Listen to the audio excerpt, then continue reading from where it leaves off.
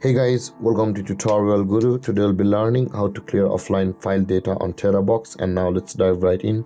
Now to clear offline file data on Terabox, first open up a Terabox app, as I've already opened the Terabox app over here.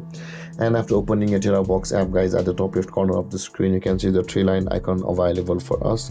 Tap on the three line icon at the top left corner of the screen, and you land over here where you can see the settings option available for us just above the webmaster. Tap on settings option over here just above the webmaster option, and again after landing over here, guys, you can see here it says the offline file data option available for us, which is just above the clear all cache data option available for us.